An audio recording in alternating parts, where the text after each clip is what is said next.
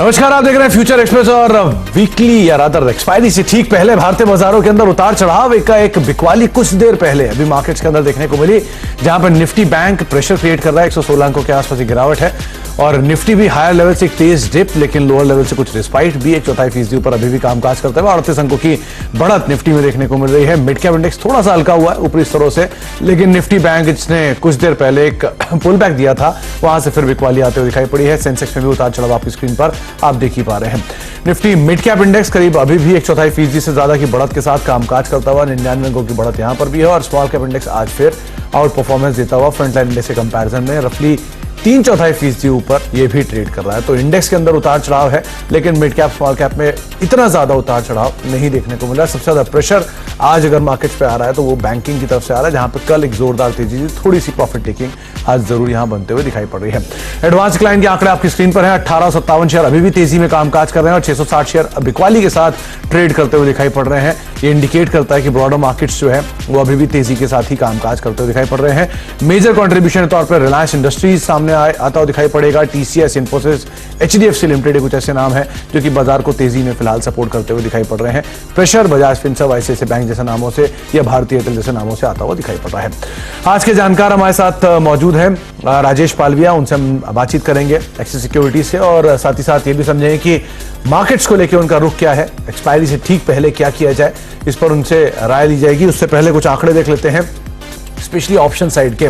Options के आंकड़ों के लिहाज से अगर देखा जाए तो लोअर लेवल से जरूर पुट राइटिंग होते हुए दिखाई पड़ रही है, लेकिन हाँ अपर लेवल्स पे जो बाजार की तेजी कैप होते हुए दिखाई पड़ रही है वो रफली 16,750, इनफैक्ट कॉल्स के आंकड़े आपकी स्क्रीन पर है, 16,750 के लेवल्स के आसपास या 16,700 के लेवल्स के आसपास मेजर कॉल पे कामकाज होता हुआ दिखाई पड़ रहा है। कॉल राइटिंग दिख रही है, लेकिन नीचे आपको 16,600, 16,650 इन लेवल्स के आसपास एक अच्छी पुट राइटिंग भी दिख रही है। तो जो दायरा बन रहा है वो अब ऊपर की तरफ शिफ्ट हो रहा है 16,650 से ऊपर और 16,750 तक एक रेंज शायद मार्केट्स बनाता हुआ दिखाई पड़ा। लेकिन इससे ज्यादा इंटरेस्टिंग आंकड़े आपको निफ्टी बैंक की तरफ दिखाई पड़ेंगे, क्योंकि निफ्टी बैंक में नीचे की तरफ एक मेजर पुट राइटिंग है और ऊपर एक अच्छी खासी कॉल राइटिंग हायर साइड पे आते हुए दिखाई पड़ेगी। खास तौर से अगर आप कॉल्स के ऊपर नजर डालेंगे तो 36,000 की कॉल के अंदर आपको करीब 47,000 के आसपास का ओआई चेंज दिखाई पड़ेगा। तो मेजर कॉल राइटिंग आपको 36,000 के लेवल्स पर दिखेगी और नीचे बतौर बेस अभी निफ्टी बैंक 35,500, 35,450, 35,600 इन लेवल्स के आसपास पुट राइटिंग होते हुए दिखाई पड़ रही है। यानी कि यहां से बहुत ज्यादा नीचे नहीं, 80 पॉइंट नीचे जो आज का लो भी है उसके आसपास एक अच्छी पुट राइटिंग और ऊपर 36,000 के लेवल्स के आसपास यानी 500 पॉइंट ऊपर एक मेजर कॉल राइटिंग। तो रेंज के लोअर एंड की तरफ फिलहाल निफ्टी बैंक अभी ट्रेड करता हुआ दिखाई पड़ रहा है। राजेश पालविया हमारे साथ मौजूद है। राजेश जी नमस्कार, स्वागत है कार्यक्रम में। बाजार में उतार चढ़ाव है और एक्सपायरी से ठीक पहले, और आमतौर पर हम देखते भी हैं कि अब एक्सपायरी वाले दिन नहीं, उससे एक दिन पहले ज्यादा उतार चढ़ाव मार्केट्स में क्रिएट होता है। तो कैसे रीड किया आपने नंबर्स को, क्योंकि फिलहाल तो स्टेबलाइज है मार्केट, निफ्टी में भी निफ्टी बैंक थोड़ा सा प्रेशर में है, क्या किया जाए बाजार में? गुड आफ्टरनून जी।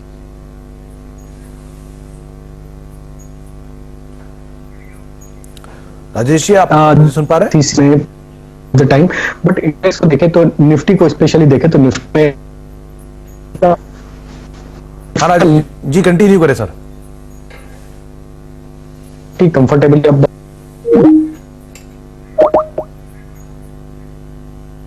चलिए राजेश जी, शायद आपसे अभी संपर्क साध नहीं पा रहा, दोबारा हम आपसे बातचीत करने की कोशिश करेंगे। लेकिन हाँ, एक रेंज बाउंड ट्रेड की उम्मीद राजेश जी ने अब तक जताई है कि मार्केट में शायद थोड़ा रेंज बाउंड ट्रेड रहे, लेकिन बायस उनका पॉजिटिव है और निफ्टी को लेकर भी उनका जो व्यू है वो सब पॉजिटिव साइड पे है। 36 अंकों के आसपास की तेजी अभी देखने को मिल रही है। अच्छा, एक चीज और, आप कुछ आंकड़े और देखिए जिसमें फ्रेश लॉन्ग्स और फ्रेश शॉर्ट्स बनते हुए दिखाई पड़ेंगे। उन आंकड़ों के लिहाज से भी अगर देखा जाएगा तो मार्केट्स में मेजरली जो कल की तेजी थी एनबीएफसी स्पेस में, वो आज अनवाइंडिंग के तौर पर आते हुए दिखाई पड़ रही है। मिसाल के तौर पर चोलामंडलम कल एक टॉप गेनर था एफ&ओ का, आज वहां पर अनवाइंडिंग के एक आंकड़े आपको आते हुए दिखाई पड़ेंगे। इसके अलावा जो मेजर इनफैक्ट हायर लेवल से अगर आप चोलामंडलम को देखेंगे तो करीब 0.5%, 1% के आसपास की ही बढ़त यहां पर देखने को मिल रही है। तो कुछ हद तक बैंकिंग स्पेस में, फाइनेंशियल स्पेस में जहां कल तेजी थी वहां आज अनवाइंडिंग सिचुएशंस आती हुई दिखाई पड़ रहे हैं सेलेक्टिव स्टॉक्स के अंदर। अच्छा, राजेश जी मौजूद है हमारे साथ। राजेश जी आप अपनी बात कंटिन्यू कर सकते हैं आप। जी, तो देखिए निफ्टी में जिस तरीके से हमने पूरे सीरीज में जिस तरीके से मूव देखा, तो निफ्टी में तो एक आउट परफॉर्मेंस बना हुआ था और निफ्टी काफी स्टेबल लगा कंपेयर टू अदर इंडेक्स के। और बाकी स्टॉक्स में ब्रॉडर मार्केट में जरूर एक सप्लाई बनी हुई थी, लेकिन जिस तरीके से अब निफ्टी एक्सपायरी के नजदीक आ चुका है और हम यहाँ पे देखें 16,600 के ऊपर अब कंफर्टेबली ट्रेड कर रहा है। पुट राइटर्स काफी एग्रेसिव है, 16,500 16,600 पे। इवन हम आज के सेशन में देखें तो 16,700 की स्ट्राइक पे भी पुट राइटर्स यहाँ पे राइटिंग करते हुए दिख रहे हैं। तो जिसके चलते लगता है कि यहाँ पे एक्सपायरी के चलते मूव तो हायर साइड का ही आते हुए दिखेगा। एक शॉर्ट कवरिंग का मूव भी देखने को मिल रहा है निफ्टी में, तो हमें लगता है कि यहाँ से निफ्टी को बाय करना चाहिए। कोई भी वॉलेटिलिटी में डिप मिलती है तो उसको यहाँ पे निफ्टी को ऐड करें। 16,600 ये एक इंपॉर्टेंट लेवल है। जब तक इसके ऊपर अब हम एक्सपायरी के पहले ट्रेड करते हुए रहेंगे तो हम एक्सपेक्ट करें कि एक शॉर्ट कवरिंग का मूव यहाँ से एक्सपायरी के पहले और आता हुआ दिख सकता है। और निफ्टी में हम टारगेट एक्सपेक्ट करें 16,830 16,850 के। तो 16,830 16,850 ये टारगेट्स आपको दिए जा रहे हैं निफ्टी के लिए। और राजेश जी कहना है कहीं भी अगर नीचे आपको मिले तो आप वहां पर ऐड कर सकते हैं, 16,600 का स्टॉप लॉस मेंटेन कर सकते हैं।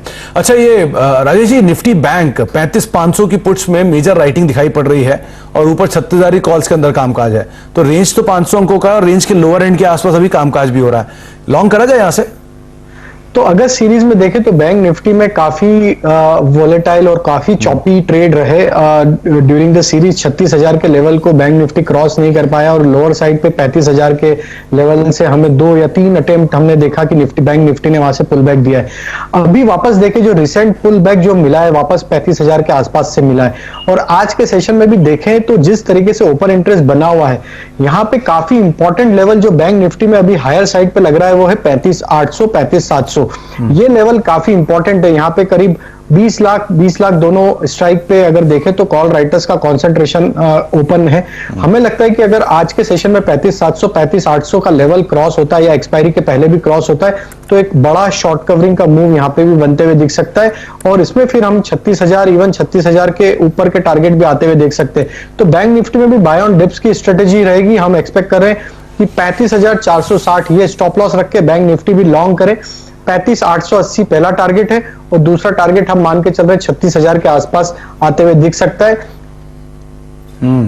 तो 36,000 जहां पर मेजर बैंक निफ्टी की जो एक्सपायरी होनी चाहिए वो करीब होना चाहिए 35,800। ओके, तो 35,800 के आसपास एक्सपायरी होनी चाहिए। 36,000 के लेवल जहां पर मेजर कॉल राइटिंग भी है अभी के लिए, वहां पर ही टारगेट्स आपको दिखाई पड़ रहे हैं। 35,460 का एक स्टॉप लॉस लेकर आप पोजीशन लॉन्ग साइड पे जा सकते हैं। अच्छा राजेश जी, ये तो बात हुई इंडेक्स की। इंडिविजुअल स्टॉक स्पेसिफिक स्टोरीज क्या है, कहां आप तेजी या मंदी देख रहे हैं?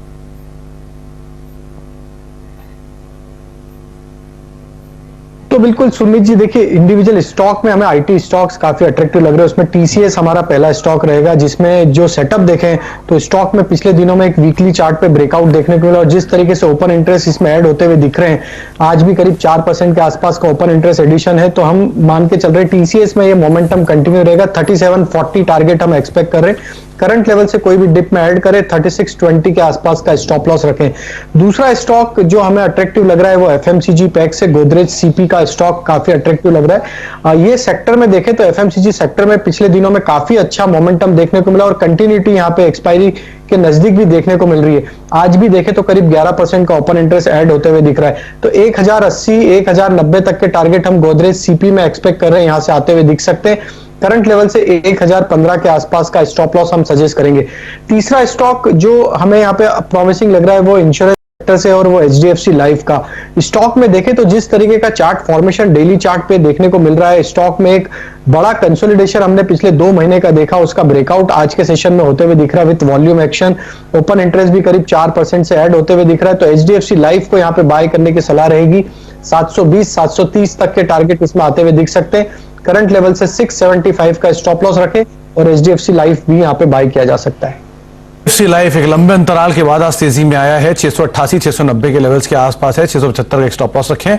720 730 यानी कि जो पुराने हाईज हैं 740 के ऊपर के, वो लेवल्स वापस शायद रिज्यूम होते हुए दिखाई पड़े। तो राजेश जी यहाँ पर तेजी देख रहे हैं। और दूसरा नाम जो बाकी 2 नाम लिए उसमें एक नाम है टीसीएस का, जिसमें वो तेजी लेकर चल रहे हैं। और राजेश जी का मानना है कि शायद यहाँ पर भी एक अपसाइड खुलता हुआ दिखाई पड़े। आईटी वैसे भी तेज है। और गोदरेज कंज्यूमर एक और नाम, 1080 रुपए के टारगेट्स के लिए आप गोदरेज कंज्यूमर लॉन्ग जाइए। 1015 का एक स्टॉप लॉस मेंटेन कर सकते हैं। और उसके अलावा टीसीएस तीसरा नाम है जहां पर आप तेजी लेकर चल सकते हैं, और यहां पर जो अपसाइड आपको खुलता हुआ दिखाई पड़ रहा है वो 3740 के आसपास का है। 3620 का एक स्टॉप लॉस मेंटेन करके चल सकते हैं आईटी स्पेस से आप टीसीएस के अंदर। अच्छा राजेश जी, कुछ स्टॉक के ऊपर नजर डालते हैं। सबसे पहले तो टोरेंट पावर, कल भी इस पे बात हुई थी तेजी की तरफ। आशीष जो हमारे कल के जानकार थे उन्होंने खरीदारी की बात की थी, और आज भी टोरेंट पावर में फ्रेश लॉन्ग्स बनते हुए दिखाई पड़ रहे हैं। मूड माहौल ठीक है, तेजी की साइड ही है, क्या करना चाहिए यहां पे? तो सुमित जी देखिए, टोरेंट पावर में अगर हम चार्ट सेटअप की बात करें तो इसमें वीकली चार्ट पे एक ट्रायंगुलर फॉर्मेशन का सेटअप बनते हुए दिख रहा है, कॉन्ट्रैक्टिंग ट्रायंगुलर फॉर्मेशन का। और आज जिस तरीके से मोमेंटम बना है, ये स्टॉक में हमें लगता है कि यहां से ब्रेकआउट बिल्कुल आते हुए दिखेगा। 472 473 जैसे ये लेवल क्रॉस होंगे, स्टॉक में एक अच्छा बड़ा अपमूव यहां से बनता हुआ दिख सकता है। स्टॉक में हमें लगता है यहां से बिल्कुल लॉन्ग साइड का ही ट्रेड रखना चाहिए। जो डिप मिला था वहां से स्टॉक ने जो अच्छा एक पुलबैक दिया है, तो यहां से 462 ये स्टॉप लॉस रख ले, और हमें लगता है कि इस स्टॉक में 1 से 2 दिन का समय देंगे तो 485 489 तक के टारगेट इसमें आते हुए दिख सकते हैं। तो टोरेंट पावर बिल्कुल लॉन्ग साइड का ट्रेड रखना चाहिए। इसके अलावा एक बार नजर डालिए एस्कॉर्ट्स के ऊपर। लगातार तीसरा दिन या शॉर्ट कवरिंग आज भी सपोर्टिव है यहां पर, और एक अच्छे मूव आए हैं जब से वो इनकी एनालिस्ट कॉल हुई उसके बाद से। अभी भी एक स्पाइक आया, दिन के ऊपरी स्तरों पर है, 1.5% की तेजी है। क्या करें यहां पे?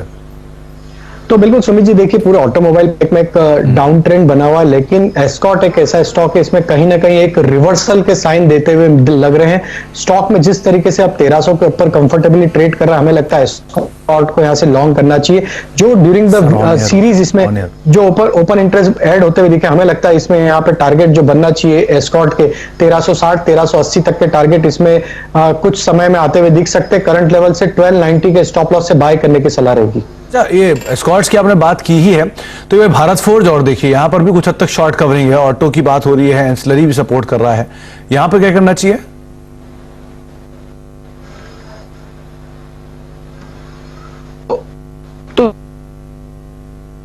भारत फोर्ज में स्टॉक ने एक नियर टर्म चार्ट पे जो ब्रेकडाउन दिया था 755 का, वो काफी इंपॉर्टेंट रहेगा। पुलबैक जरूर बना लोअर साइड से, तो ये पुलबैक में अगर ये स्टॉक 755 का लेवल क्रॉस कर लेता है तो फिर हमें लगता है कि इसमें वापस से एक नया fresh round of buying action देखने को मिलेगा। करंट लेवल से जिनकी भी लोअर साइड की पोजीशन, उन्हें ये सलाह रहेगी 750-55 के आसपास थोड़ा प्रॉफिट बुक करें। करंट लेवल से स्टॉप लॉस जो रखना होगा, ट्रेल स्टॉप लॉस या यहां से बाय भी करते हैं तो स्टॉप लॉस 720 के आसपास रखें। तो 728 का एक स्टॉप लॉस। वैसे भी पुल बैक थोड़ी देर पहले इसमें आया था लेकिन सस्टेन नहीं कर पाया ऊपर के लेवल पे, तो 750 के आसपास कहीं आता है तो आप दोबारा यहां पर प्रॉफिट लेकर निकल जाए, यही ज्यादा बेहतर रहेगा। यानी हायर साइड पर आप प्रॉफिट टेकिंग यहां पर ले सकते हैं। अच्छा, एक बार एस्ट्रल पॉली और टाटा केमिकल, ये दो नाम और देखिए, शॉर्ट कवरिंग के कैंडिडेट तो ये दोनों भी हैं। कुछ पुल बैक यहां पर भी लोअर लेवल से आते हुए दिखाई पड़े हैं। क्या करना चाहिए इन दोनों में? सुमित जी मैं स्टॉक का नाम नहीं सुन पाया। पॉली, क्या करना चाहिए इसमें?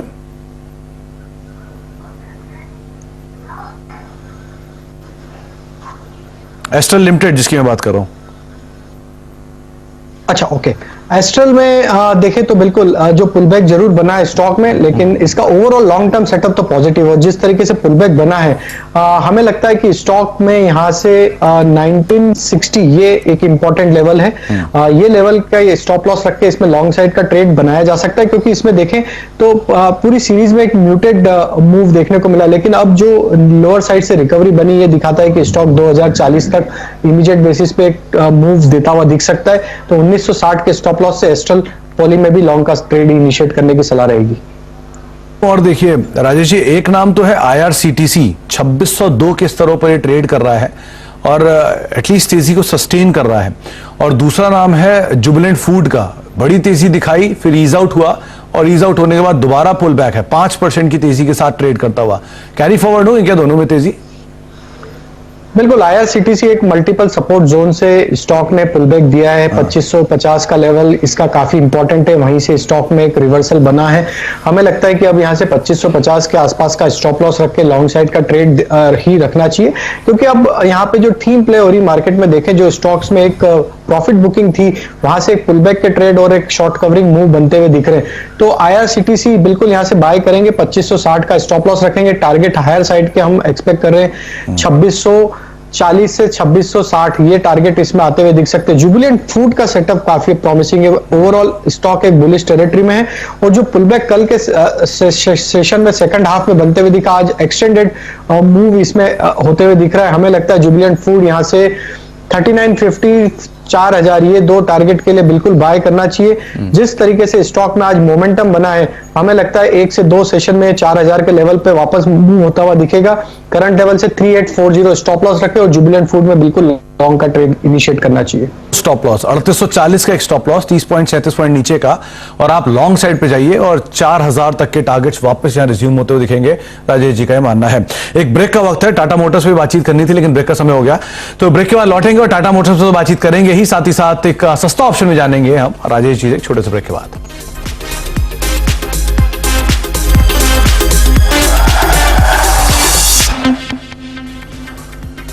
अब देख रहे हैं फ्यूचर एक्सप्रेस मार्केट्स में अगर नजर डालिए 86 अंकों के आसपास की बढ़त सेंसेक्स में फिलहाल देखने को मिल रही है। निफ्टी भी थोड़ा सा रिबाउंड जरूर दिखा रहा है, लोअर लेवल से 1.4% के आसपास की बढ़त है, और जो रिबाउंड है उसकी बड़ी वजह है रिलायंस इंडस्ट्रीज, एकाएक वहां पर भी तेजी आई है और अभी दिन के ऊपरी स्तरों पर रिलायंस फिलहाल कामकाज करता हुआ रफली 2214 2215 का स्तर है, 2217 2218 कुछ देर पहले रिलायंस दिखा कर आया, 32 रुपए की तेजी यहां देखने को मिल रही है।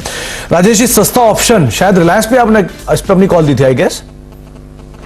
जी सुमित जी, बिल्कुल मैंने सस्ता और छोटा ऑप्शन में जो स्टॉक आइडेंटिफाई किया वो रिलायंस का ही है। और जिस तरीके से रिलायंस में मोमेंटम बना है, अगर हम देखें तो लास्ट 2 सेशन से जिस तरीके से रिलायंस में एक्शन बनी है, हमें लगता है रिलायंस को बिल्कुल यहां से बाय करना चाहिए। और सितंबर सीरीज का कॉल ऑप्शन हम बाय करने की सलाह देंगे। 2240 की स्ट्राइक का कॉल ऑप्शन हम यहाँ पे सजेस्ट करेंगे बाय करें, क्योंकि जिस तरीके से रिलायंस का अब सेटअप बना है, जिस तरीके से ओपन इंटरेस्ट एडिशन 2 सेशन में देखने को मिला है, हमें लगता है अब रिलायंस में यहाँ से काफी अच्छा मूव देखने को मिलेगा और निफ्टी को अब यहां से आगे बढ़ने में रिलायंस का काफी बड़ा कंट्रीब्यूशन रहते हुए दिखना चाहिए।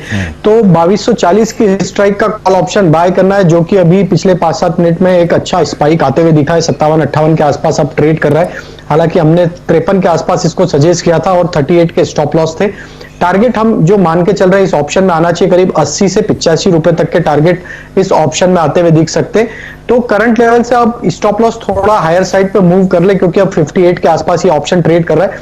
तो हम यहाँ पे स्टॉप लॉस रिवाइज करके बोलेंगे कि 42 के आसपास का स्टॉप लॉस रखें और टारगेट 85 और 90, ये दो टारगेट के लिए रिलायंस का 2240 का कॉल ऑप्शन सितंबर सीरीज का बाय करने की सलाह रहेगी।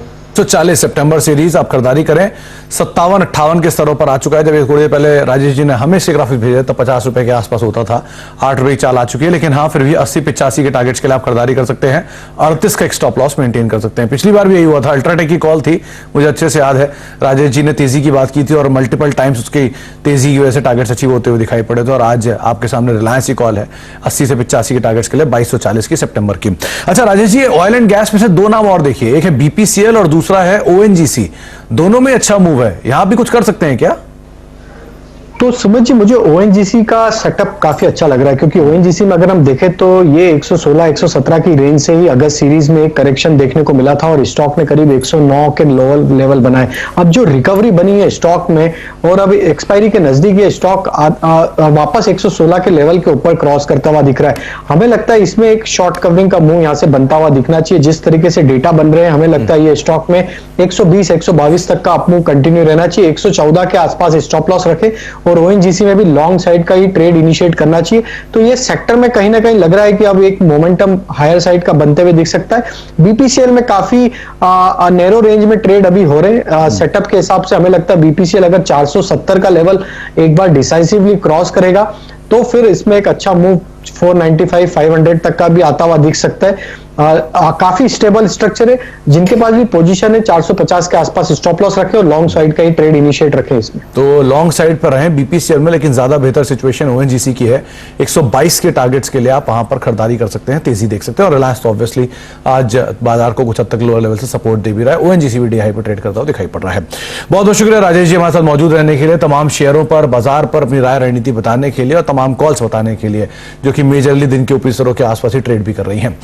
चले अब वक्त है एक ब्रेक का, लेकिन ब्रेक पर जाने से पहले हम आपको बता दें कि सीएनबीसी आवाज और नेशनल स्टॉक एक्सचेंज ने मिलकर अपनी खास मुहिम इन्फॉर्म्ड इन्वेस्टर के जरिए निवेशकों की जागरूकता को बढ़ावा देने की पहल की है। इन्फॉर्म्ड इन्वेस्टर एक ऐसी मुहिम है जो निवेशकों को उनके पैसे को लेकर सही फैसला लेने में सक्षम बनाती है।